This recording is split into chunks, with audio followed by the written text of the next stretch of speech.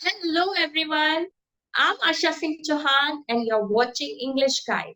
Learn English with Asha. आज का topic है present perfect continuous tense. Present perfect continuous tense को हम प्रेजेंट प्रोग्रेसिव टेंस भी बोलते हैं और इसके पहले हम बाकी सारा टेंस कर चुके हैं और आप में से जिसने भी मेरे वो वीडियोस नहीं देखे हैं तो प्लीज आप वो वीडियोस भी देखिए ताकि आपका पूरा टेंस अच्छे से क्लियर हो। मैं कोशिश कर रही हूँ कि आपको मैं टेंस बहुत अच्छे से समझाऊं ताकि वो बिल्कुल अच्छी तरह से आपको क्लियर हो। Today we are going to learn about present perfect continuous. ठीक है, प्रेजेंट परफेक्ट कंटिन्यूअस जो है वो बिल्कुल प्रेजेंट परफेक्ट जैसा ही होता है, सिर्फ एक डिफरेंस है। प्रेजेंट परफेक्ट कंटिन्यूअस जो होता है इसमें टाइम भी मेंशन होता है। ठीक है, जब हम कोई काम मतलब जैसे प्रेजेंट परफेक्ट टेंस में हमने बोला था कि कोई काम पास्ट से चालू है और अभी काफी हद तक हो चुका है फिर भी जारी है। ठीक है, तो यहाँ प्रेजेंट परफेक्ट कंटिन्यूअस में क्या होता है? प्रेजेंट परफेक्ट कंटिन्यूअस में मान लीजिए कि जैसे ये पास्ट है, पास्ट से आपका काम जारी है। ठीक है, ये आपका पास्ट है, ये प्रेजेंट है और ये फ्यूचर है। ठीक है, तो यहाँ से आपका काम जारी है और प्रेजेंट में भी मतलब पास्ट से वो काम जारी है, प्रेजेंट में भी वो काम कई बार वो काम हो चुका है या प्रेजेंट में भी वो काम जारी है, चल रहा है। ठीक है, तो वहां उसके लिए हम यूज करते हैं present perfect continuous. Present perfect continuous को प्रेजेंट प्रोग्रेसिव टेंस भी बोलते हैं। ठीक है, इसकी पहचान है रहा है, रही है, रहे हैं, रहा हूं, रही हूं। ठीक है, ये होता है और इसके साथ में टाइम भी मेंशन होता है और टाइम मतलब उस काम का स्टार्टिंग टाइम बताया गया होता है। तो वहां पर हम सेंस लगाते हैं जहां पर वो स्टार्टिंग टाइम नहीं बताया गया लेकिन कितने समय से वो काम हो रहा है। मान लीजिए जैसे कि 2 साल से या 2 महीने से या 2 हफ्ते से या 2 दिन से या 2 घंटे से, तो इस तरह का टाइम पीरियड बताया गया है, वहां पर हम फॉर लगाते हैं। और जहां पर स्टार्टिंग टाइम बताया गया है, स्टार्टिंग टाइम से मतलब है जैसे कि मान लीजिए सन बताया गया है कि जैसे 2023 या फिर बताया गया है कि 4 जनवरी 2024।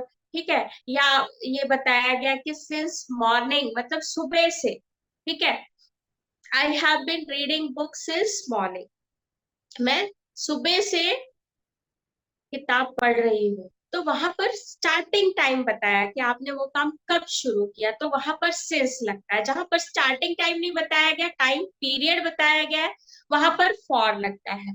ठीक है, तो इस तरह से। और कई बार रिसेंटली और लेटली भी लगाया जाता है कि जैसे अभी कुछ दिनों से वो मेरे से मिलने आ रही है या कुछ दिनों से मेरी तबीयत ठीक नहीं है, तो उसमें वहां पे रिसेंटली या लेटली भी लगाया जाता है। ठीक है, तो यहाँ पर इसका स्ट्रक्चर क्या होता है? अफर्मेटिव का स्ट्रक्चर होता है सब्जेक्ट प्लस हैज और हैव प्लस बी, वर्ब का first form ING, object since, for और टाइम। ठीक है, सब्जेक्ट और हैज और हैव। हैज और हैव का मैं पहले भी बता चुकी हूँ कि सिंगुलर सब्जेक्ट के साथ में हैज लगता है। ठीक है, आई के साथ नहीं लगता है, आई के साथ हैव लगता है, लेकिन बाकी सबके साथ जैसे ही, शी, इट या किसी का नाम है तो उसके साथ में हैज लगता है और बाकी सबके साथ में हैव लगता है। ठीक है, तो यहाँ पर सब्जेक्ट हैज और हैव, फिर बीन लगता है, वर्ब का first form of verb ING और ऑब्जेक्ट लगता है और उसके बाद सिंस या फॉर और टाइम। और नेगेटिव सेंटेंस है तो subject has, have, not been. मैं आपको पहले भी बता चुकी है जहां हेल्पिंग वर्ब दो होते हैं, जैसे हैव बीन, हैज बीन, ये दो है, तो जब भी हम नॉट लगाएंगे तो दोनों के बीच में लगाएंगे। तो यहाँ पर सब्जेक्ट हैज और have plus not been, verb का first form ING, object since और फॉर और टाइम। ठीक है, और इंट्रोगेटिव है, इंट्रोगेटिव में क्या हो जाएगा कि यहाँ पर हैज हैव पहले आ जाएगा और सब्जेक्ट। इंट्रोगेटिव में यही होता है हमेशा कि ये जो है ये यहाँ चला जाता है और ये जो है ये यहाँ आ जाता है, ठीक है ना। तो ये है पहले आ जाएगा, फिर सब्जेक्ट प्लस बीन, वर्ब का first form ING, object since और फॉर और टाइम, ठीक है। फिर यहाँ पर नेगेटिव इंट्रोगेटिव है तो हैज और have plus subject plus not been, verb का first form ING, object since और फॉर टाइम, ठीक है। क्वेश्चन वर्ड वाला है तो हैज और हैव के पहले क्वेश्चन वर्ड, यहाँ पे इसके पहले क्वेश्चन वर्ड लग जाएगा, ठीक है। तो क्वेश्चन वर्ड हैज और हैव, सब्जेक्ट बीन, वर्ब का first form ING, object since for और टाइम, ठीक है। तो यहाँ पर इस तरह से ये लगता है। उसके बाद यहाँ पर मैं बता, ये प्रेजेंट परफेक्ट कंटिन्यूअस किस स्थिति में लगता है? क्रिया भूतकाल में शुरू हुई और हाल फिलहाल में या अभी अभी जस्ट खत्म हुई है, ठीक है।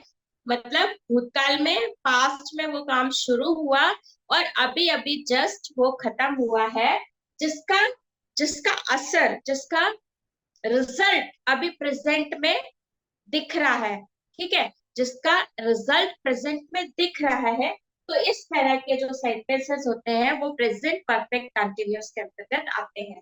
प्रेजेंट परफेक्ट कंटिन्यूअस का जैसे एग्जांपल है, I am tired, I have been working since morning. अब यहाँ पर आई एम टायर्ड ये मैंने इसलिए लिखा हुआ है कि आपको पता चले कि वो टायर्ड क्यों है ना।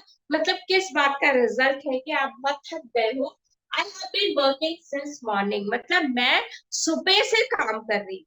उसका रिजल्ट क्या हुआ कि आई एम टायर्ड, अब मैं थक गई हूँ। या आप ऐसा एग्जाम्पल भी ले सकते हो कि आई एम स्लीपी, मतलब मुझे नींद आ रही है। I have been studying since morning, मैं सुबह से पढ़ रही हूँ, है ना। तो सुबह से पढ़ रही हूँ इसलिए अब मुझे नींद आ रही है।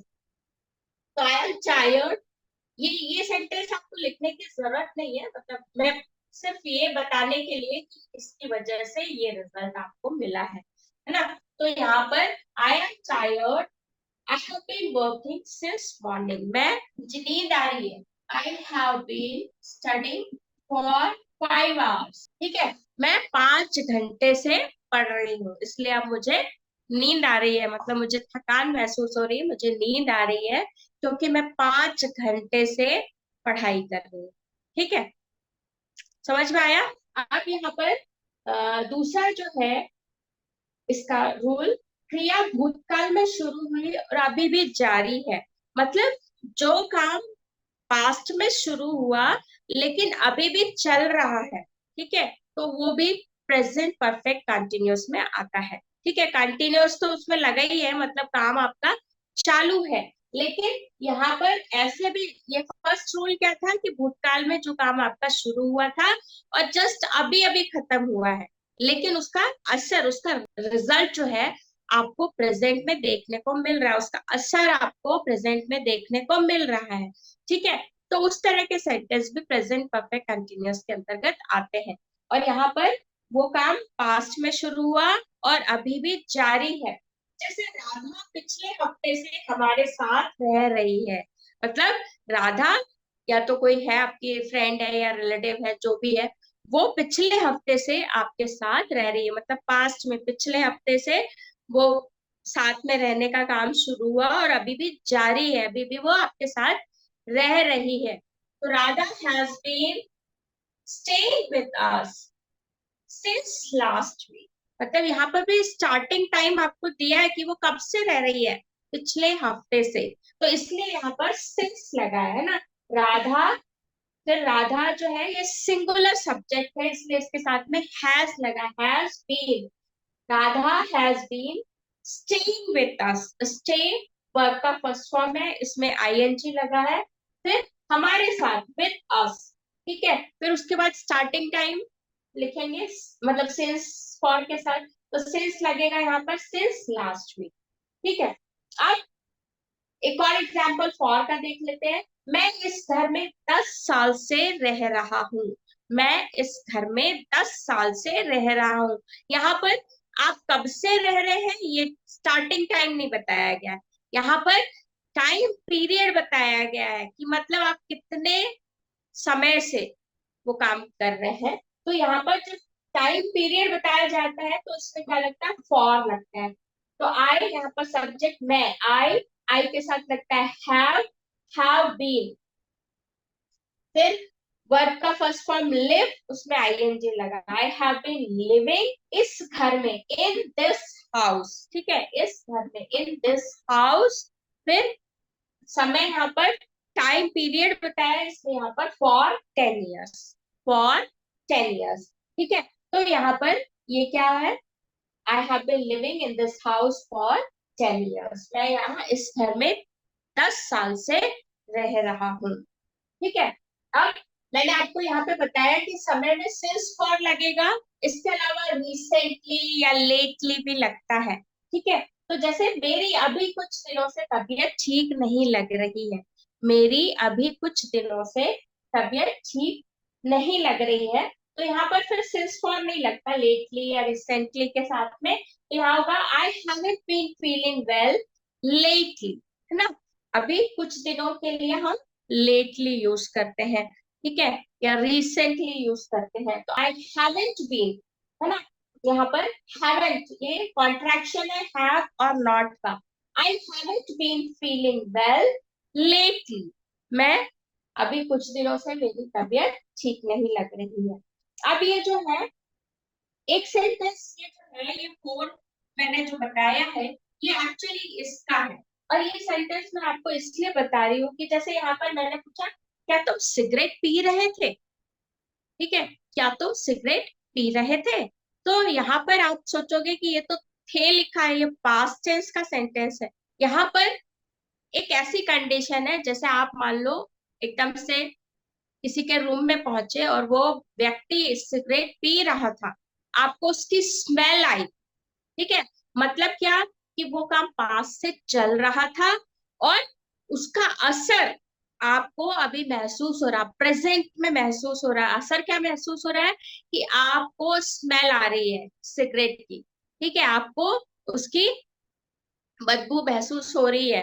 ठीक है, तो यहाँ पर तब आप एकदम से उससे पूछते हो कि क्या तुम सिगरेट पी रहे थे, ठीक है ना। तो वो जो सेंटेंस है वो प्रेजेंट कंटिन्यूअस में ही आएगा कि हैव यू बीन स्मोकिंग, मतलब क्या तुम सिगरेट पी रहे थे, क्योंकि वो आप उस काम को पास्ट नहीं मानोगे क्योंकि उसका असर आपको अभी प्रेजेंट में फील हो रहा है ना। आप पूरा जो रूम है वो धुएं से भरा हुआ, आपको उसकी स्मेल फील हो रही है, तो आप वहां पर फिर उससे क्या पूछोगे, हैव यू बीन स्मोकिंग, क्या तुम सिगरेट पी रहे थे, है ना। तो वो प्रेजेंट में ही माना जाएगा, वो पास्ट नहीं माना जाएगा। तो इस तरह के सेंटेंस भी प्रेजेंट परफेक्ट कंटिन्यूअस के अंतर्गत आते हैं। ठीक है, अब यहाँ पर मैं आपको एक कॉन्ट्रैक्शन भी बता दूं, वैसे तो मैं बहुत बार बता चुकी हूँ कॉन्ट्रैक्शन। आई, आई के साथ हैव बीन लगेगा, तो आई के साथ हैव जो होता है वो एच ए हट जाएगा और आई के बाद एपोस्ट्रोफी आएगा, फिर उसके बाद वी ई लगेगा, तो ये हो जाएगा I've I've been, है ना। वी के साथ have been लगेगा तो वी, फिर एपोस्ट्रोफी वी ई, तो we've been, है ना।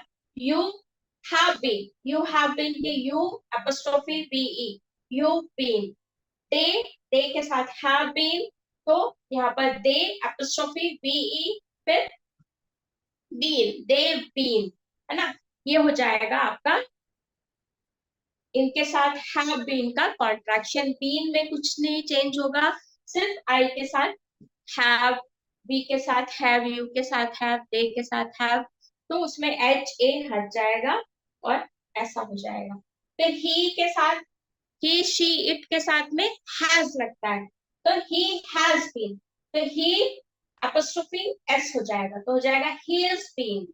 शी हैज बीन, तो शी, फिर apostrophe s, she has been, it has been, it apostrophe s, it's been। ठीक है, तो ये हो जाएगा आपका कॉन्ट्रैक्शन इसका। तो इसको ऐसे पढ़ेंगे, I have been, we have been, you have been, they have been, he has been, she has been, it's been, ठीक है। और जब have के साथ not been लगेगा या has के साथ not been लगेगा, तो have n apostrophe t, तो haven't been, has n, फिर apostrophe t, hasn't been, ठीक है। तो ये इस तरह से होगा। तो ये आपको कॉन्ट्रैक्शन समझ में आ गया। ये मोस्टली है ना कॉन्ट्रैक्शन राइटिंग में यूज नहीं होते, बट जब हम बात करते हैं, बोलते हैं, स्पोकन इंग्लिश में इसका बहुत ज्यादा यूज होता है। इसलिए ये आपको पता होना चाहिए। तो समझ में आया आप लोगों को? अगर आप मेरे चैनल पर नए हैं तो मेरे चैनल को सब्सक्राइब करिए, वीडियो को लाइक करिए, अपने फ्रेंड्स और रिलेटिव्स के साथ शेयर करिए, और हाँ, बेल आइकन प्रेस करना मत भूलिएगा, ताकि मेरे आने वाले वीडियोस की नोटिफिकेशन आपको सबसे पहले मिल सके। So that's all for today. Bye bye.